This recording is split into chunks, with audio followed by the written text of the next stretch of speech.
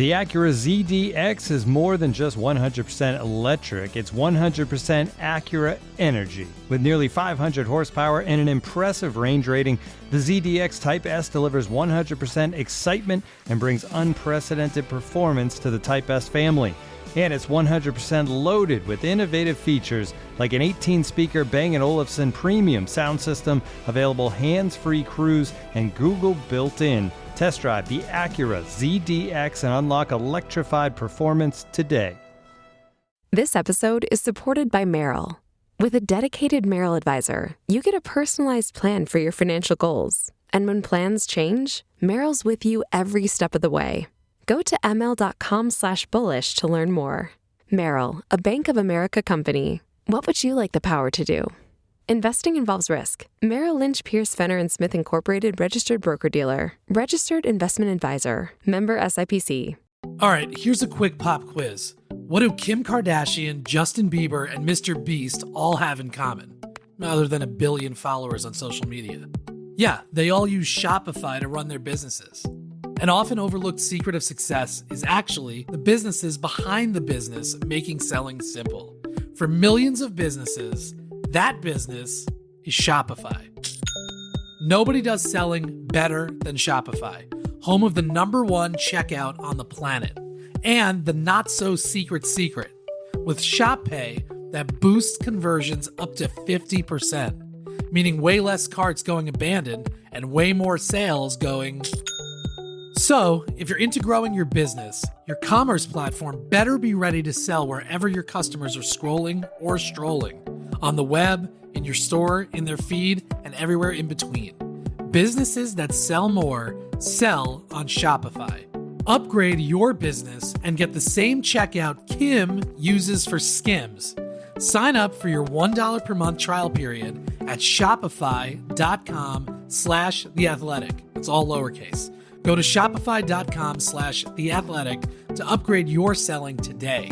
Shopify.com/theathletic.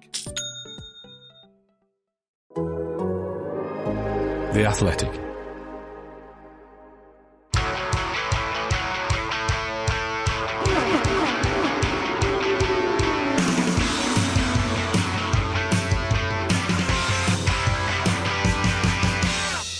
Hello and welcome to the Race IndyCar Podcast. It's Championship Week. We've got a finale this weekend. There's 33 points in it between Alex Palou and Will Power going into Nashville, which returns to the calendar for the first time since 2008. Speaking of which, JR and I are going to break down what to expect from that Nashville circuit. We'll also discuss the championship picture, and we'll hear from the strategists on their roles in this complicated finale. And along with cleaning up some news items, we'll hear from the person who earned Juncos Hollinger's first IndyCar podium at Milwaukee, Conor Daly, and from the driver who could break some records this weekend, but has already took the Indy NXT Championship with 7 wins this season. That's Louis Foster. JR, you've obviously raced here. I wouldn't be a very good fanboy if I hadn't gone back through and looked at your racing record to see and make sure that you had.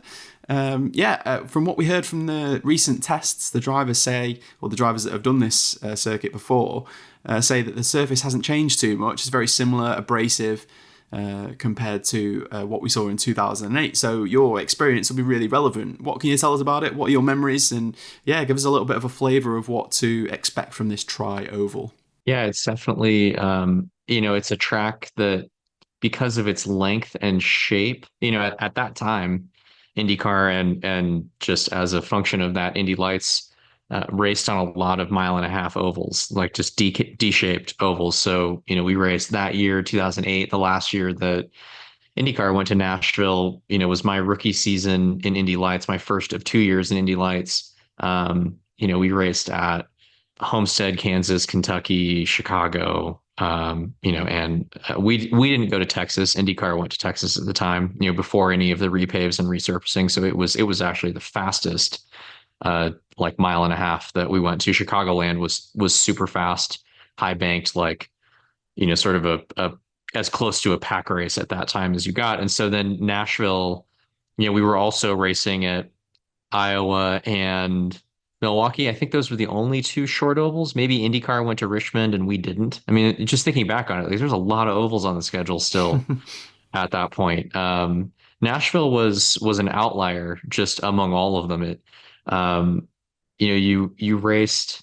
I was texting with some guys just earlier today, kind of trying to remember like I remember what we raced in Indy Lights. We raced the Speedway Mm-hmm. like oval package, downforce package.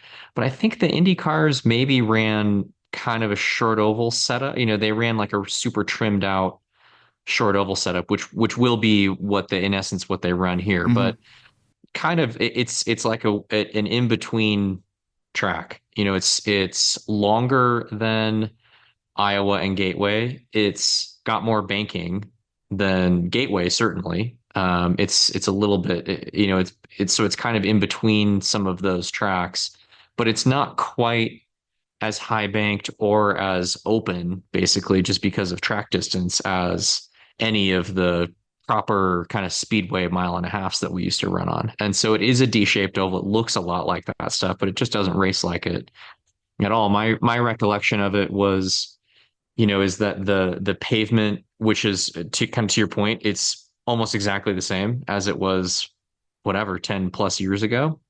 The pavement's very coarse, so it takes a long time for it to rubber in, and that you'll end up with a relatively high degree of degradation. I think even once it rubbers in, probably. That's maybe not a given that once it rubbers in, it's high deg, but to start with, it's like very, very high deg. I know that Firestone, they've done a few tire tests there. They've done some other stuff. They're bringing compounds that are still, I think, like a little bit different than what was run at a lot of those tire tests. So they've been working at trying to figure out what the right package is, and IndyCar has as well. Like they've been messing around with tires.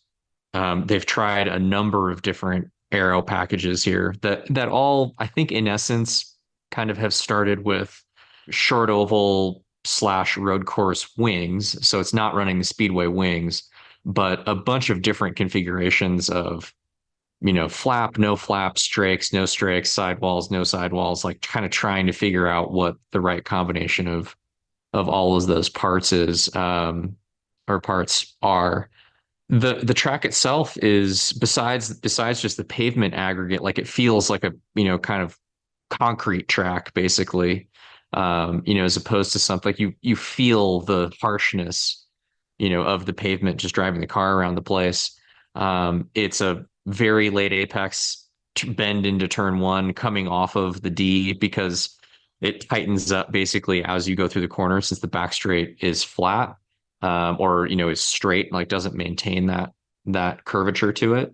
You kind of like get popped out basically of turn two onto the back straightaway, and then you can kind of feed it in a little bit earlier and slower into three, because it opens up at the exit of four. But my guess, it'll depend a little bit just on exactly what downforce package they end up running. But I'm thinking this ends up just looking a lot like short oval laps. Like it'll be close to flat, maybe flat, or kind of right on the edge, depending on how much downforce the cars are allowed to run in qualifying. Then it won't be flat during the race. And the way that the grooves come in, it'll be interesting. I don't think that anybody has a high expectation for there being like two lanes right away. I know that the feedback from, at least some of the tire tests that were done, which, then you don't have like a complete field of cars or even half a field of cars. Like it's just a handful of cars on track at any given time. So it's not always representative, but the feeling was kind of like there's sort of one lane that's there's one way around the track that's fast. And if it just ends up turning out, unless it turns out that just by getting a bunch of cars on track, you have to start moving around, that there's not like there didn't appear to me to be an obvious sense that like a second lane is just going to naturally come in and occur. It's interesting. I had a couple of guys, including some of our, wily vets, point out that like the NASCAR guys run the top Mm-hmm. around Nashville. Like they run the third and fourth lane, basically, like they don't even really run the middle. And so I think there's at least some, I don't know. There's a thought in at least a couple of guys' minds about like, I don't know, maybe somebody will just go up there and like see if that's worth doing. I think Santino. It'll be Santino. Yeah. Unfortunately for IndyCar, the lap will be so quick Yeah. that it's almost like they need to pull a ton of downforce off the car to make it so that it's not valuable to run the bottom, basically. Like I think if that happened, then maybe you do have cars starting to move up the track. But I think basically this will be one of those things that like if the preferred line is just running the bottom, then we may end up seeing some of those like just do a high lane do a second lane practice and kind of hope that it just starts to materialize. So I think not obvious that it's going to go one way or the other from that point of view. But I mean, I remember, well, I mean, the only thing I think I finished fourth in the Indy Lights race there. Yep. I just remember it being a race where, obviously Indy Lights are just doing one stint and it was a pretty long race. We ran after it. Well, I think we ran after the IndyCar race, maybe, and it like rained a ton. It was storming that year for sure. I don't remember if we were the day before or like the night after the IndyCar race or whatever, but we ended up racing at like 9:00 or something. Like it was super late. After it had rained. And I remember having gotten 2/3 of the way into the race and just like the car was vibrating so heavily because the tires were just wrecked 2/3 of the way through the race. Like we were all just going, because at that point, whatever, you don't racing Indy Lights, like you don't consider the idea that you might have to look after your tires. Like you're just treating the thing like a sprint. So I remember being like trying to hunt down Rafa Matas in third in the Andretti car and somebody hunting me down. Like we were all kind of closing up and then all at like the same lap, getting to the point that the tires were just absolutely smoked. And we all lost like a second and a half a lap and we're just trying to, milk it to the end. Basically, like you didn't want to get too close to the car in front of you because it was making the car handle that little bit worse that might tip you over the edge and just fire you into the fence. So, I mean, it's definitely, it's a tricky place to really get right. I think ultimately it's going to be a place that qualifying still matters a lot. The good cars over a stint are just, I think, gonna likely kind of have everybody's number here. And, we can just hope that, either the fall off is so great that you end up with, just because of strategy or because of tire choice or the ability to have your car last longer, that creates for some passing, even almost like in the way that Texas, even as kind of a quote unquote one lane track as it became with the PJ1, like did produce some good racing at times. Or that just by getting a bunch of cars on track you end up seeing that there's enough grip to sort of poke a wing out and run half a lane up from other guys. And, that's a little bit more how the 1.5 miles used to race. So we'll have to wait and see. You might remember the race that JR was referring to from Indy Lights in 2008, because it was Anna Beatrice's first win in the series as well, which is a moment I know quite a few people will remember from back then. Oh, that's cool. I didn't remember that Anna won that race. Yeah, cool. Yeah. I guess I wanted to talk a little bit about the championship as well, but before we do, I think just want to pick up on a couple of things that you said. And there was obviously the June test and there was an August test as well. The June test, I think there was a few more cars, and then the August test was just Dixon and Power. But I remember the June test was the one that Pato O'Ward crashed at, which is unusual for Pato to crash on an oval full stop. So interesting that there was enough going on here to catch him out. And I know Firestone was struggling with durability in that test. And I think we've kind of learned our lesson in terms of trying to predict what we've learned from the test and what it's going to look like on a race weekend, because because of the hybrid coming in and because of us going to some tracks that we've not been to in quite a few years, there's obviously not a lot of useful data that Firestone and IndyCar can use, and then they've only got a short number of test days to gather some data together, and they're making changes between these test days and the race. So it's so difficult to predict how it's going to happen. You might remember Kyle Kirkwood was on the podcast, and we asked him about Gateway, because basically everyone had written Gateway off as being a terrible event based on how the test had gone before it, and it actually turned out to be pretty good and at least a million times better than anyone predicted it was going to be based off that test. And I think the thing with Nashville is it's just so much. We've got even more uncertainty going into this one. The data's even older. We have had a few tests, but there's been a lot more changes in these tests, I feel like, than maybe some of the other tracks where the package has probably looked a bit more stable, just from like they've brought a decent package to the test and it's just required some small tweaks. Whereas here we're talking about deciding the level of downforces and what Firestone's sort of what compound they were going to bring and what they were going to use. And also we've had the news now since our last pod that there's going to be a soft and a hard tyre that all teams have to use in the race at Nashville as well. So that's going to be a fascinating element, because as if we weren't sure of the one tyre that they were going to bring, we've got two in the mix now.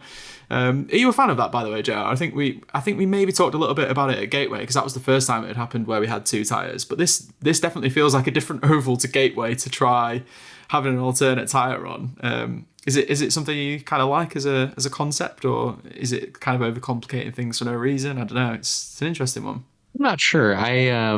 It's not something that has prompted me to come up with like a quick opinion about whether I like it or not. I think we sort of, I'd like to see it a few more places just to see if I feel like it certainly is the type of thing that, I guess in a general sense, I'm pro add an element of human choice that makes it sort of that takes away predictability. And so on those grounds, I think that, and I don't think we obviously do this on all the road and street circuits. So it's not something that's like overly gimmicky in terms of, having more than one tire compound in a race.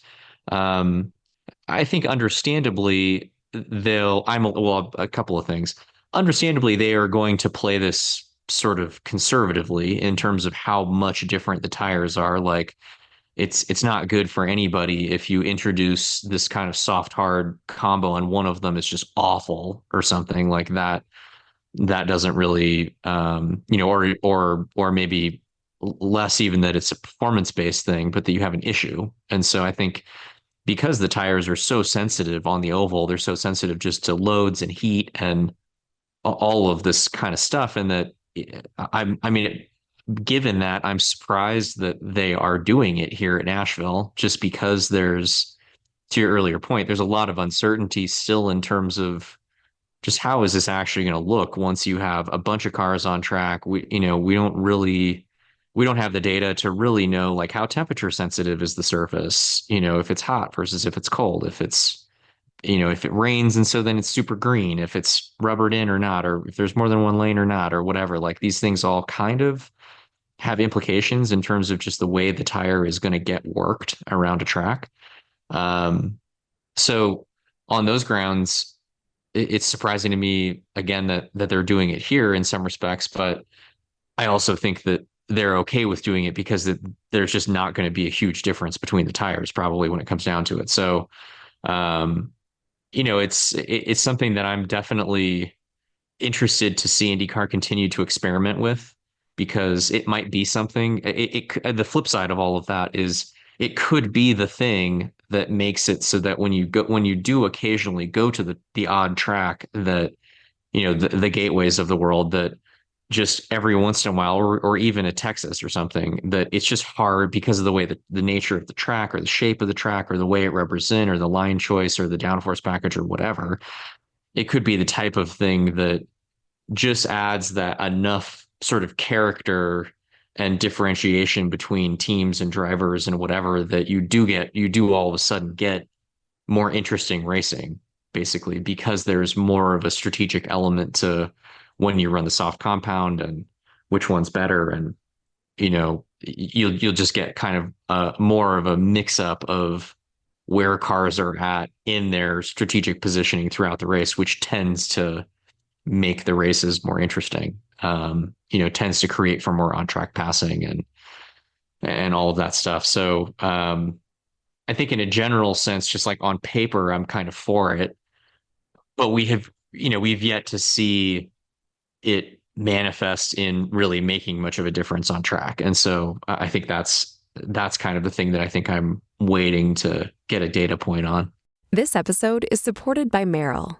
With a dedicated Merrill advisor, you get a personalized plan for your financial goals. And when plans change, Merrill's with you every step of the way. Go to ml.com/bullish to learn more. Merrill, a Bank of America company. What would you like the power to do? Investing involves risk. Merrill Lynch, Pierce, Fenner & Smith Incorporated, registered broker-dealer. Registered investment advisor. Member SIPC.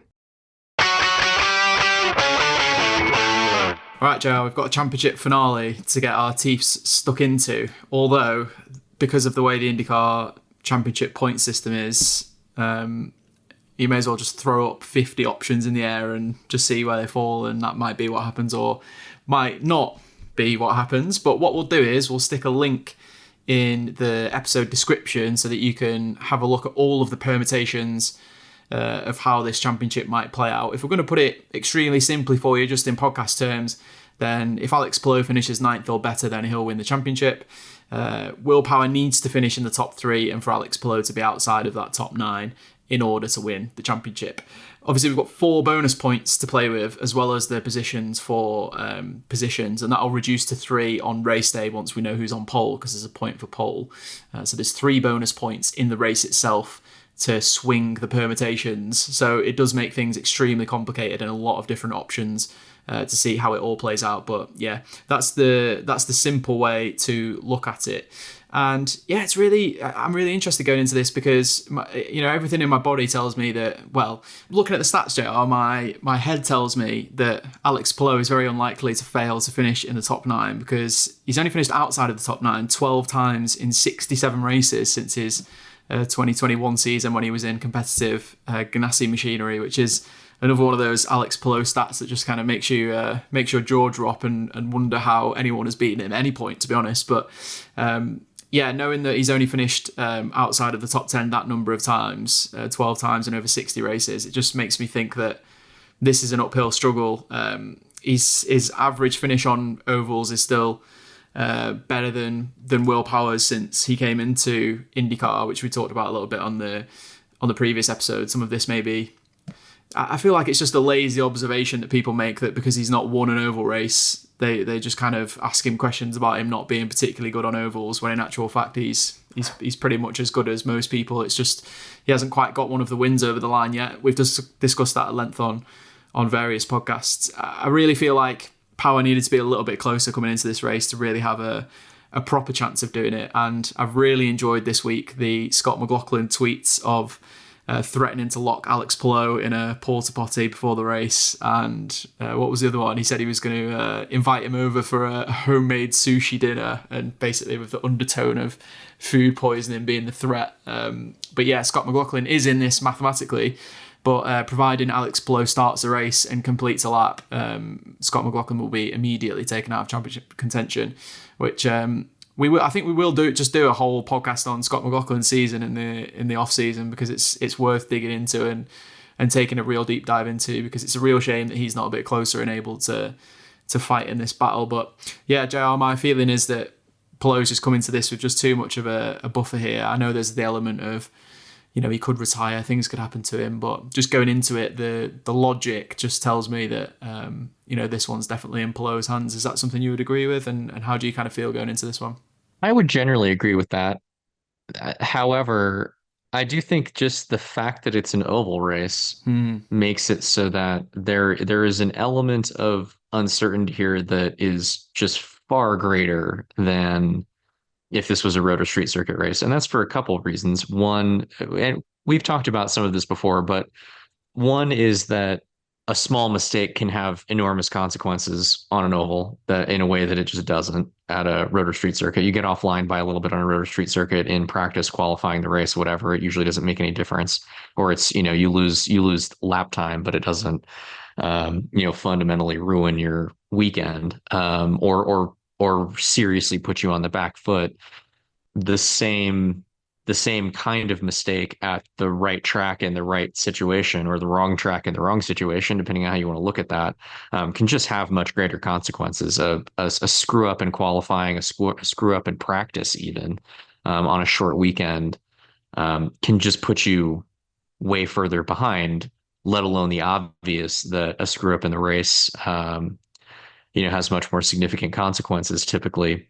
The second part of that is, if you have any issue in the race, you are going to instantly go a ton of laps down. Alex experienced this at Milwaukee, just having the issue that he had on the pace laps, that the lap time is just so much shorter that any problem that you do have, even if you manage to not have to go back to the garage area or something, is just costing you a ton of positions that you are now suddenly in a position that you can't, or, in a situation that you just can't claw that all back. You could easily end up 2 laps down in a situation where on a road or street course, you maybe don't even lose a lap, or you're a lap down, but because you have pace, you can, fight with the leaders and be off strategy for one caution, and you're back on the lead lap and, fighting your way back through the field. So there's greater chances of the kinds of things happening that put Alex Palou way outside the top 10, just because it's an oval track.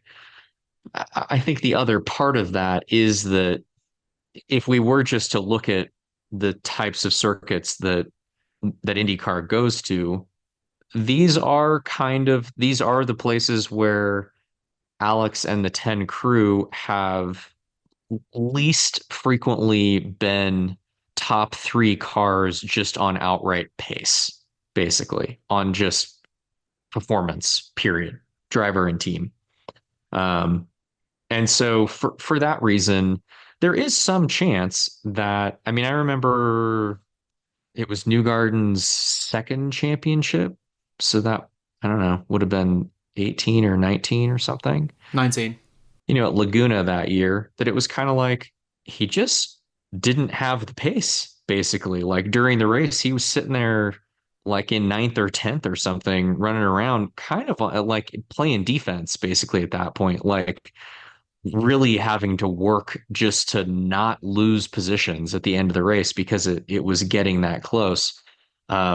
This could be that kind of a situation. Like, it's very possible that Will goes out, sticks that thing on the pole, leads a ton of laps, collects a bunch of those, single extra points along the way.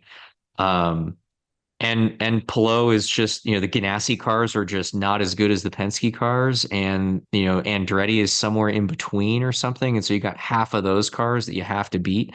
And this turns into a situation where Will Power looks like he's going to win the race and has collected all the bonus points. And Alex is like battling to finish 9th, and which would otherwise be a good finish for him on this kind of track. So I guess I think of the potential ways to end the season with this kind of a points gap, this is the type of event that invites as many of those long shot odds situations to be feasible.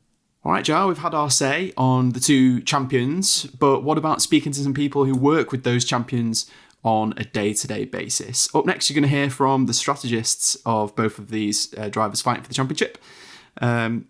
These people have been fighting each other for a long time, Ganassi and Penske, obviously clearing up a lot of championships in recent IndyCar history.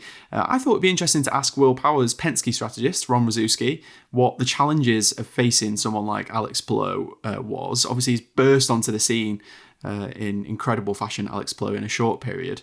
On the other hand, I also wanted to ask Ganassi's Barry Wanzer, who works with Alex Palou, about facing Will Power. Obviously, his success has been sustained and over a much longer period of time, although both are fighting for a 3rd IndyCar championship. So without further ado, let's hear what they had to say about each other. Ron, I wanted to ask you what it's like to go up against Alex Palou as a competitor. I know you've got a lot to think about this weekend in terms of your own performance and your own team, but you're also going up against a pretty fierce competitor there. What's it like going up against him, and what do you see as his sort of strengths and weaknesses?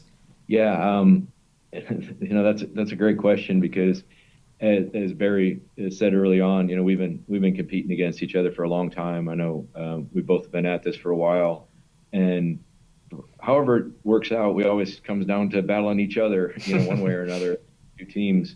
And it's always been, right from day one, it's, well, we can't count out Scott Dixon, but then, they go and hire this other guy that's equally as good, if not better, on certain days. So, Alex is extremely formidable competitor.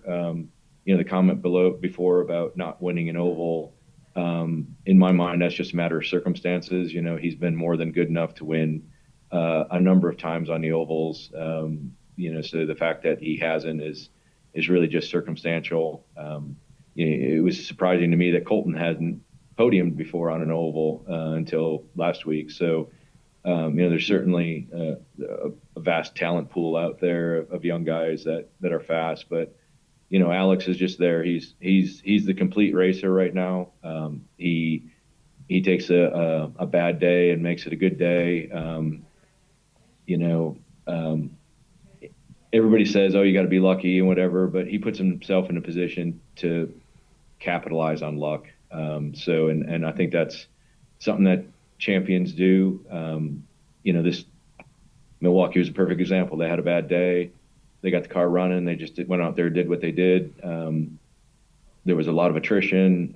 Will made a mistake. And, instead of Will coming out of there close, and instead, Alex is in a strong position going into Nashville. So you can't bet against those guys. I'm going into the weekend with hope, I guess, but also a sense of calmness, because it's really easy for us. We just got to have a perfect weekend, and then at that point, really, it's up to them to lose.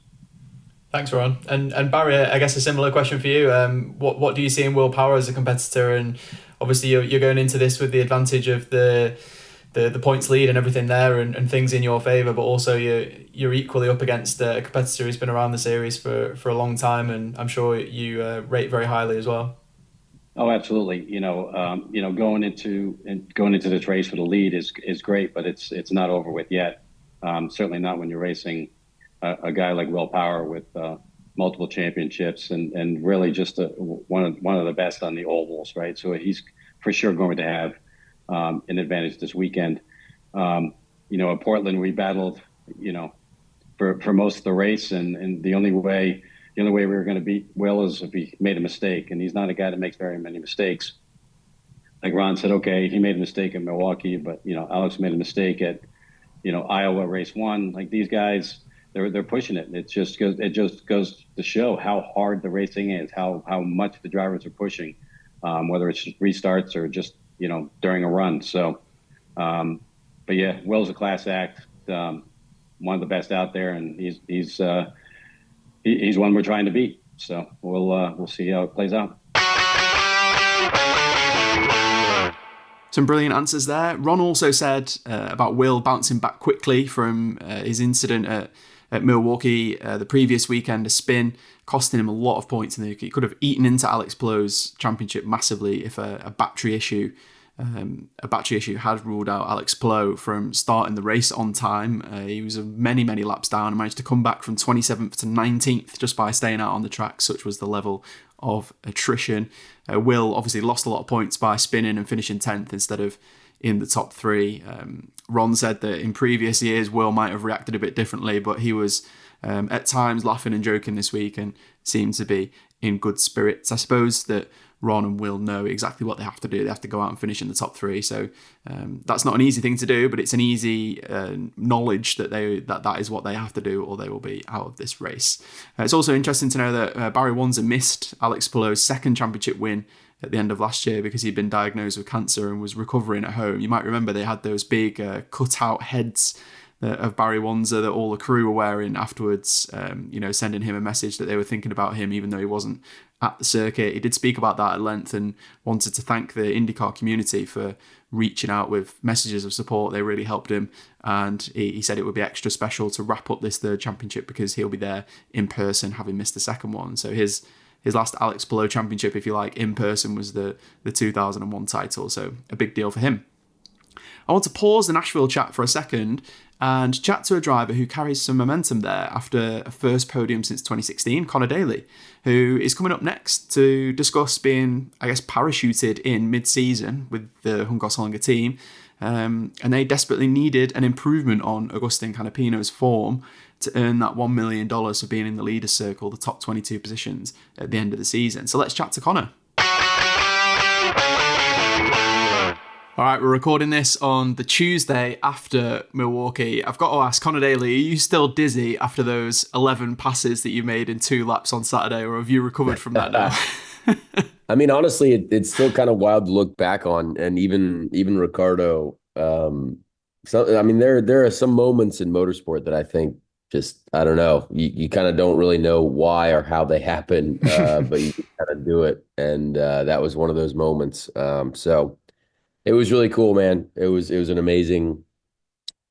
I mean, honestly, the second race is such a shame the way it went because our car was even faster that race, but. But yeah, looking back at race 1 and kind of what we were able to do was really cool and just super proud of it and just, yeah, it just feels good.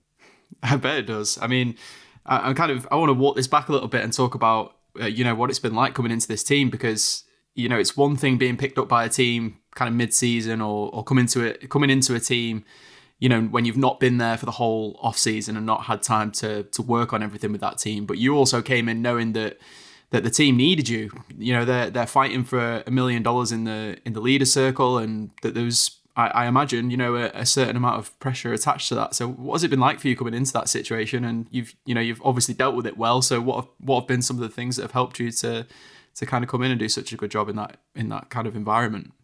Well, I mean, it's interesting, man, because like Ricardo obviously took a little bit of a risk. I mean, there are people that he could have gone with that, like maybe have some financial support as well. And, that I'm sure the team could use. But I think Ricardo's a racer and Brad Hollinger as well. They're racers. And I mean, obviously my career over the last couple of years, there's, if you really know what's going on there, there's some bright spots to know about. And there's a lot of things that I think people can see and pay attention to and be like, all right, there's definitely something there. And it took us 3 races to get on the podium. So it's kind of crazy to think that just 3 races together and we were able to get on the podium together. But I appreciate and admire the fact that Ricardo trusted me with that. Because I believe I can do it in this sport. I believe I can do that, more and be a part of this sport on the podium more often. But you have to be in the right environment. You have to be with the right group of people to do that. And we were able to prove that. So it's just an amazing feeling. And yeah, there was pressure for sure. Cause you're like, oh, like I have to do well. But I mean, realistically, you don't want to be just barely finishing 22nd. You know what I mean? Like yeah. The results take care of themselves. Like the whole leader circle thing, it should take care of itself if we are doing our job, right? Like that's something that's like, oh, well, you got to beat the 20 car. It's like, sure, I hope I beat the 20 car and the 41 car. You know what I mean? Like you want to beat every car. So that's kind of something that I think we haven't even really focused on other than the last couple of days, because now you're like, all right, well, it feels good to be where we're at now. But yeah, we want to win. And if we're winning and or being on the podium, then, the points take care of themselves. Tell me a bit about some of the weekends that you've had this year as well, where you had that week earlier in the season where I think you drove 4 cars in the space of like 7 days. And yeah. You've definitely had some interesting weekends this year, some busy stuff going on. Do you feel like, being able to get into some different stuff has maybe given you a different perspective or helped you maybe zoom out a little bit in terms of what you're doing in IndyCar as well, or has it just been just something fun to do on the side and something to kind of keep your eye in, if you like? Well, I mean, honestly, like a lot of the stuff that I'm doing is just because that's what is available. I don't really have the ability to control my own destiny. Our Polka Dot deal, which was an amazing partnership. That deal was a package of, hey, we got some NASCAR truck races, we've got some, we had the NASCAR Xfinity race. The sports car deal that I've got, that's a longtime supporter of mine who's been, who's basically, I did that deal in March when I had nothing. So I was like, hey man, like this would be great because it actually gets me a job. And so, sure enough, I had that deal signed a long time ago, but then everything else filled up around it. So, it's just a matter of trying to stay busy, and it's not what I ideally, you want to have one situation that you can focus on and do your job and do it efficiently. But, I've got what I've got now, which is kind of doing a bit of everything. And I never, I don't think it's smart to turn down an opportunity. For sure. You touched a little bit on, the Juncos' faith in you. Obviously, you've known Ricardo and worked with him a lot in the past as well. And he said when he took you on that he felt like he'd always believed in you and your abilities, and that he was happy that he'd had this, opportunity to bring you in. But you're also working with someone new in Romain Grosjean. And I was interested if you could give us some insight in what it's like working with him, because I know he has his detractors and people who maybe don't feel like that he's their favorite person in the world, but I don't think you can doubt the work ethic that he does behind the scenes and how much effort he puts into his craft. And I guess you've had a good chance to see that up close and personal since you've been in there. Yeah, I think he's a really impressive talent. He's very skilled. And even after looking at his data and kind of looking at the way he does things, I mean, I can see why he is, has been successful, has been fast, has been in Formula One. I mean, the guy, takes a lot of pride in what he does, and he's just good. I mean, I'm looking at his data. Like he's a very talented driver. I think there's been some moments for sure where, in the races, things have happened and maybe, I don't really know why, but he's definitely competitive. He's hard on himself if he makes a mistake, which I am as well. I mean, I'm the hardest person ever on myself, if I'm doing something wrong, or if I've made a mistake. So, and he's been supportive of me too. So it's cool to see him. It's cool to work with him, honestly. And I hope we get to do it more. But yeah, it's been impressive to see his kind of, especially with with a team that's, pretty new and growing, right? Like it was a risk probably for him to go there too, obviously from Andretti Autosport or Andretti Global, whatever it is now. And, I'm impressed with what he has done with that group for sure. I guess it's really interesting to think about what this Juncos Hollinger opportunity might do for you in the future. And I guess you're extremely busy at the moment, just kind of getting from week to week in the IndyCar series and trying to finish the season and have the best results possible. And obviously adding a podium to that is an amazing achievement for you. But I'm sure you've not thought out too much in terms of being zoomed out and wondering what's going to happen to you next year. But for your fans and the people who are interested, where are you at in terms of what this opportunity is doing for you next year and what irons are in the fire for you? What would you like to be doing and what's the landscape look like for you at the moment? Oh man, it's hard to know. And it's a painful thing to think about too, because it's just, I wish, I've seen other drivers in the last, year and a half or whatever it is have, Linus Lundqvist finished 12th in a race and he got hired by Ganassi or something like that. And obviously Linus, I think, has done a decent job. He's been on the podium for Ganassi. That's great. Mm-hmm. But like, there are things that happen where you're just kind of like, well, that's never really been presented to me for some of the things that I've been able to achieve in the sport. And again, I'm obviously later down the line. I'm not unfamiliar with, how my career looks for sure after my years at ECR, which are, terrible. There's no doubting that.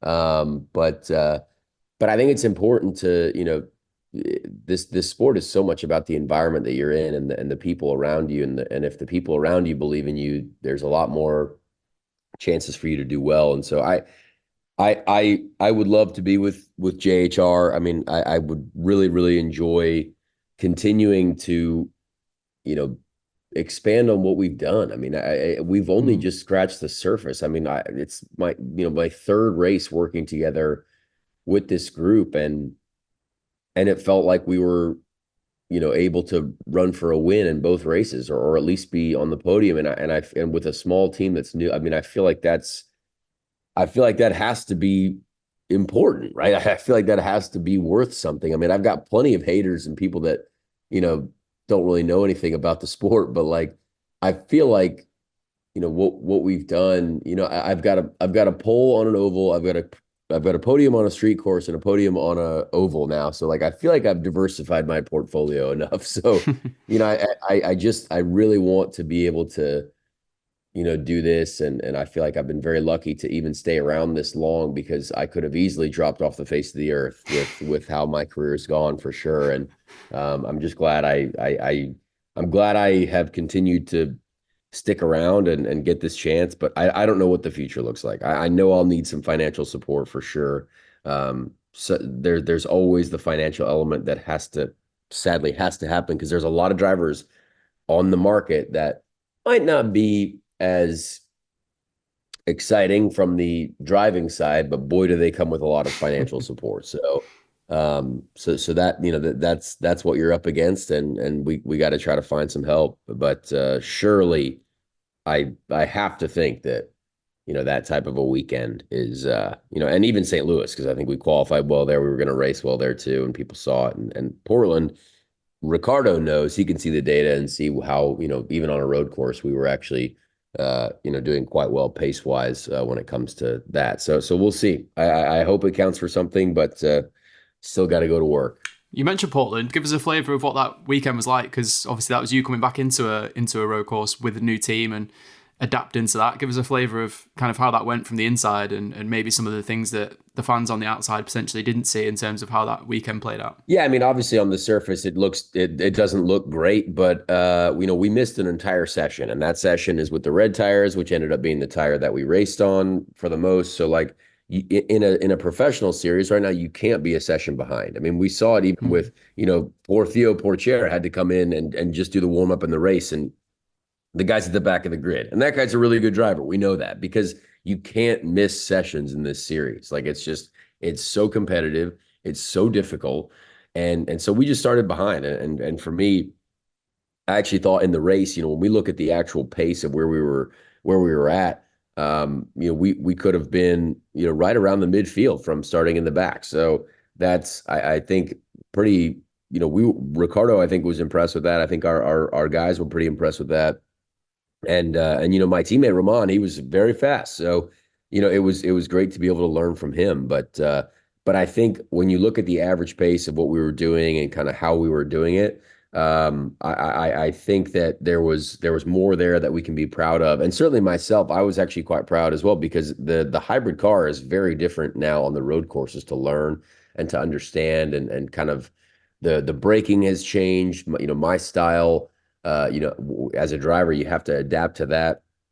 And it was definitely just different. So, I was happy with it, though. I definitely didn't feel like I came out of there and was like, oh, yikes, I don't really know what I'm doing on road courses anymore. It's like, no, I still do, but it just takes time. For sure. And you come with that extra insight now. I'm intrigued. Obviously, you've got the Speed Street podcast that you do now as well, and that's your kind of baby in terms of, I know you've guested on podcasts a lot before and stuff, but taking a much more of a front seat, I guess, in that. I'm curious, has it given you a different perspective, or the kind of lessons you've learned maybe, starting with that and kind of being a driver, but having that driver's insight into things, but kind of balancing that against being I guess I'd say a member of the media, which J.R. Hildebrand, my co-host, hates whenever anyone calls him a member of the media, because he's not ready to give up on being a driver yet. But it gives you an extra interesting perspective in terms of how you go about stuff. And I'm intrigued by how that whole thing has gone for you and how you feel.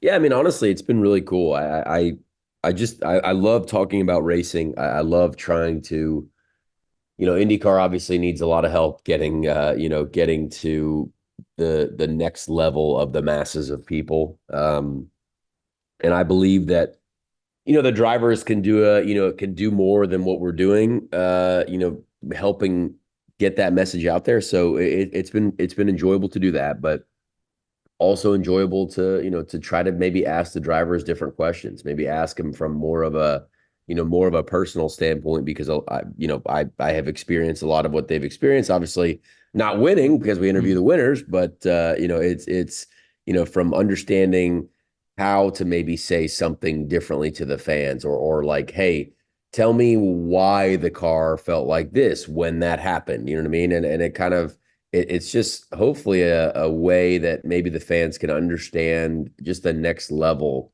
of motor racing and what we're doing out there in IndyCar. And it's been fun to talk to the guys and enjoy it. And, we chatted with some Indy NXT drivers as well.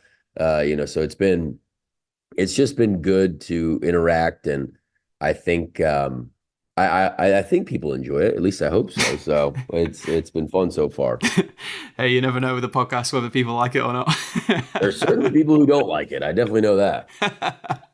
This episode is supported by Merrill.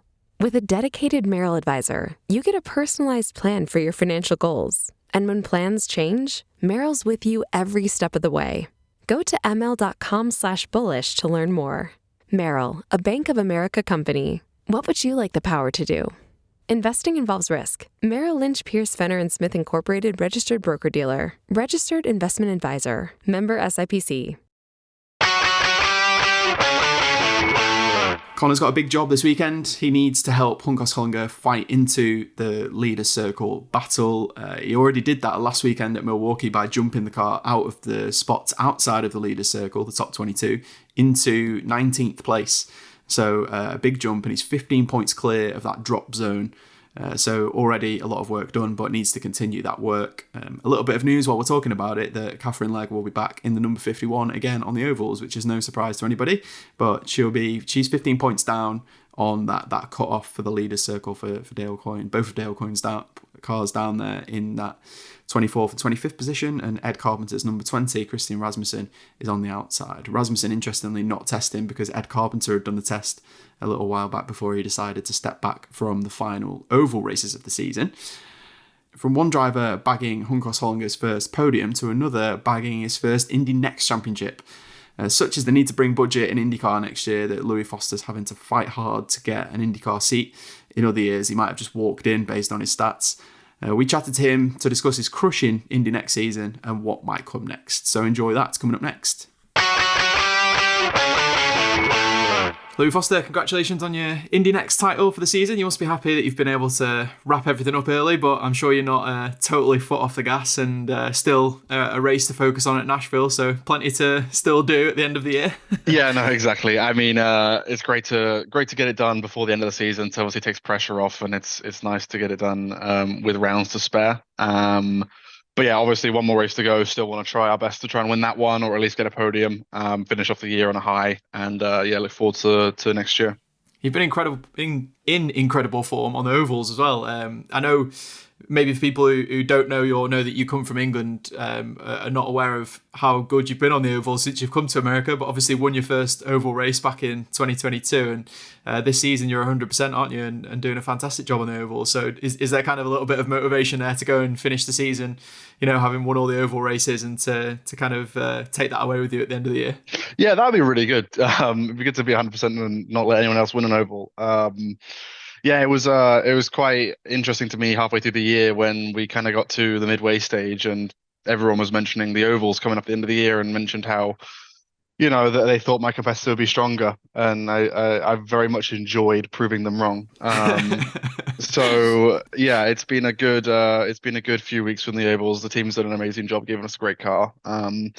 But yeah, if we can finish it off with another win, that'd be awesome. I think Nashville will be a very interesting race. It's a very different track to what we've raced on all year. It's a huge oval, high speeds, completely flat out in qualifying. So it might be a weird race. I don't know yet. We need to see how it pans out. But yeah, obviously the aim is to go and win that. I know last year obviously didn't quite go to plan as you would have liked in terms of drawing things up, but you've obviously absolutely dominated this season. And just looking back at the stats, I've read some out before, but obviously 7 wins and 6 poles. And I really like the 5 races where you were on pole, had the fastest lap, and won the race at the same time, which is obviously the dream motorsport hat trick for any driver. Cool to have done so many of those. But yeah, I'm kind of interested in how you reflect back on how far you've come, and whether it's just experience that's helped you this year, or you feel like you've changed anything or developed as a driver in a certain way that's allowed you to be this dominant this year compared to last year.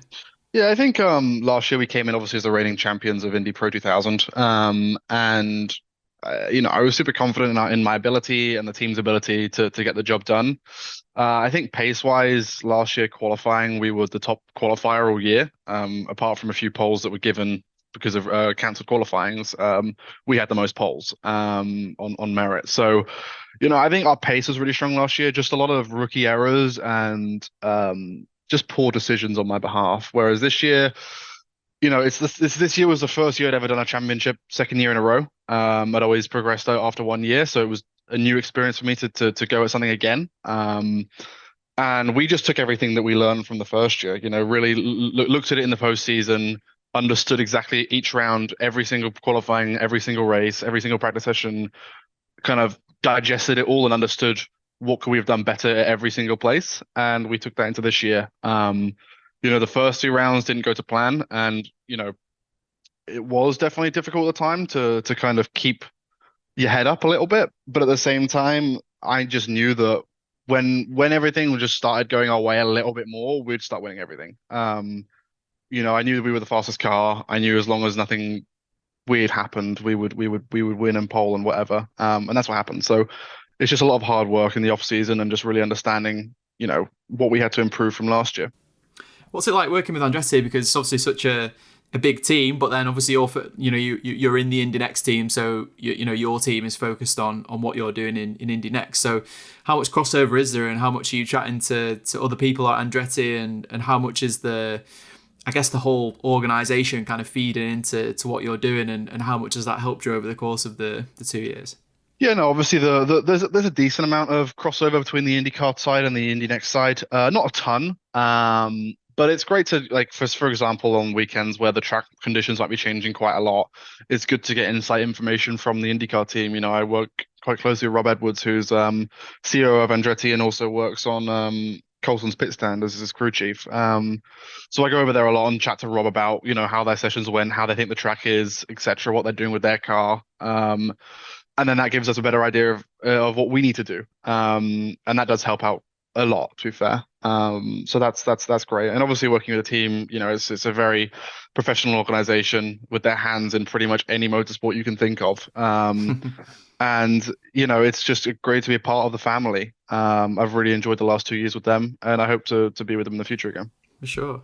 I guess I want to walk back to 2022 and you making that, big decision to come over to America. And I guess the reasons why you did that are pretty obvious, the opportunities that are in America in terms of scholarships and things like that to help you, move up the ladder and stuff like that. But I'm kind of interested in how you reflect on this journey that you've been on, and obviously had a lot of success in Europe doing different things there as well. And obviously it was, it must have been a big decision for you to make to make that huge move across, to a different continent and to try and get to IndyCar. And you must feel like you're, pretty close to making that kind of, the end goal of what you came over here for. So it's kind of interesting to kind of think about, jumping back a little bit to 2022 and how far you've come since then. Yeah, for sure. I mean, it was a call made quite early on. I think I was planning on coming over to, if I remember correctly, about 2020 was when I was kind of thinking of coming over to America.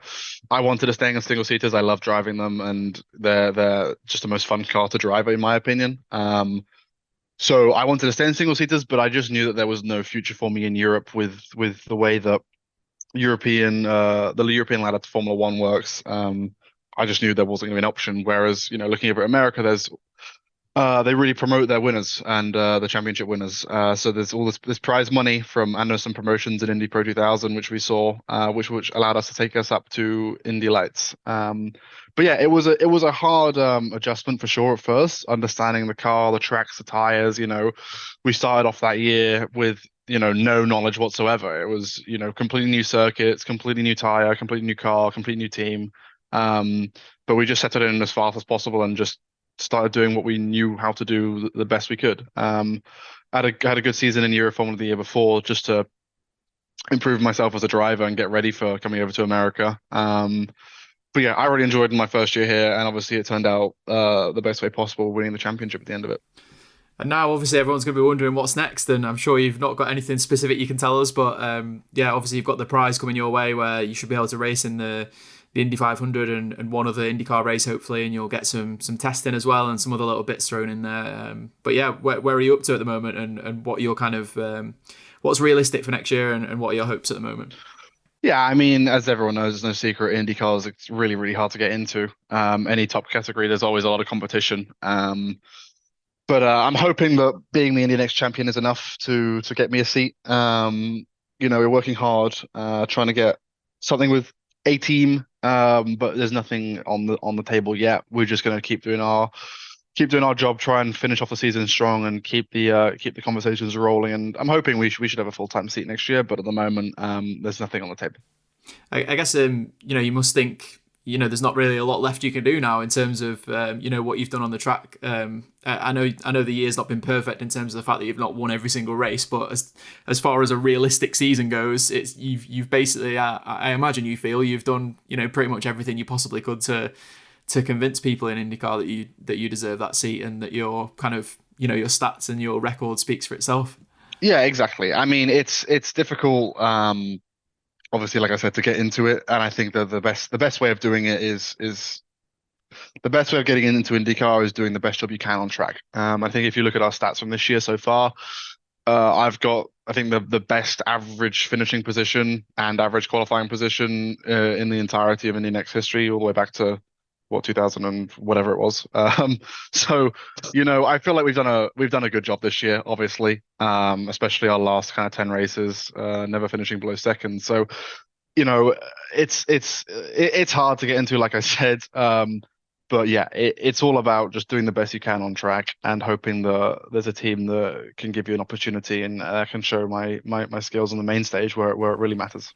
Obviously, you've tested the car. What do you? I mean, I know it's you will have done a lot of the tracks in Indy NXT and stuff like that, and have an idea of the tracks and stuff. But obviously, it is a bit different when you change car and thinking about how you might adapt to that. Did you enjoy that test, and did it give you kind of based on what you've done in all of your career so far, and obviously in Indy NXT as well, has that given you a little bit of confidence thinking about how you adapted to that car, and did it suit your style? Yeah, it was obviously quite a different car. Obviously, the most powerful and fastest thing I've ever driven. Awesome to drive it at such a cool track as well, which was Road America. But yeah, I mean, it's a pretty similar car to the Indy NXT car. It's a bit bigger, more downforce, and a little bit more stable. I would say, in a way, it's easier to drive. Obviously, it's hard to be super, super fast in it, but it felt comfortable and natural, and I enjoyed it. And I feel like I already understand in my head what I need to do to make that car go fast. So yeah, I'm looking forward to another opportunity to test to prove to a team that I have got what it takes to be with them. But yeah, like I said, it was a great test. It was a great day to learn about the car, the dampers, the way it works, the way that they set up the car, the changes that they like to make for certain issues with the balance, and just more information for me, really. So yeah, I really, really enjoyed the day. Well, one race left to go in Nashville. You mentioned that earlier, and gave us a little bit of a taster of what that's going to look like. So we wish you all the best there, and with all your off-track pushing now to get on the IndyCar grid, and hope Nashville goes well for you, and we'll catch up with you soon. Cool. Yeah, thank you, mate. Yeah, I hope it does too. I realise now, having said coming up next, that was not supposed to be an Indy NXT joke, but it worked. I guess it worked quite well. It was also very cringeworthy, so sorry about that. But moving on very, very quickly, there's one final piece of news that we need to get out of the way before the Nashville finale, and it's nothing to do with Nashville at all. It's that Kyle Larson will be back for another attempt at the double. He'll do the Indy 500 and the Coca-Cola 600 at Charlotte in NASCAR on the same day. So we'll be looking forward to that. You might remember he made his debut at the 500 this year. He qualified 5th. And finished 18th after a couple of poor restarts and then speeding in pit lane during the race. Definitely an air of unfinished business. That was a line that pretty much anyone involved in the press conference to announce this used. A couple of other bits of news that might make it a bit easier to kind of digest this story, because we had so much uncertainty in the lead up to the event last year about what Kyle would do if there was rain or if it was delayed, and obviously that ended up being the case, and the race was delayed due to rain. But Rick Hendrick, the owner of Hendrick Motorsports, has said in no uncertain terms that they will be racing at the Coca-Cola 600 next year. So even if Kyle Larson's leading the Indy 500, Rick Hendrick said he will pull Kyle Larson out and send him to Charlotte to race in the NASCAR race. So probably an example of how strong NASCAR's pull is and how much they don't want one of their stars missing one of its races. But it will be extremely sad if that did happen. Luckily, rain delayed 500s are not particularly common in recent years, apart from last year. That's all for this week's episode of the Race IndyCar Podcast. I hope you've really enjoyed this very meandering episode, but with lots of different voices and lots of different bits of info heading into this Nashville finale. Enjoy the finale. It's going to be a fantastic weekend, a new track, lots of uncertainty with the alternate tyres being used, 2 sets of tyres, hards and softs in the race, which is very unusual for an oval. It's only the second time it's happened. And yeah, just a track returning for the first time with this car since 2008. At least with Milwaukee, we'd used this chassis at that track before. With this one, obviously, we're harking back to the previous days before the DW12. So, enjoy Championship weekend, and we'll speak to you after it. Thanks very much for joining us.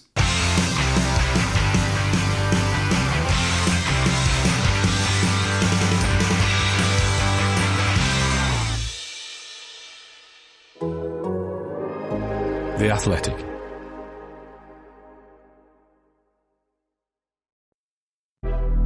College football is back like never before. I'm David Ubben, and I host Until Saturday, the Athletics Leveled Up College Football Podcast. 3 times a week, you'll hear me and my co-hosts, fellow Athletics senior writer Chris Vanini and 2-time national champion Damian Harris, embrace the sport's new madness with you. We're also just going to have a ton of fun enjoying all the things that make college football great. Check out the brand new Until Saturday every Monday, Wednesday, and Thursday this fall. You can find us wherever you listen to your podcasts.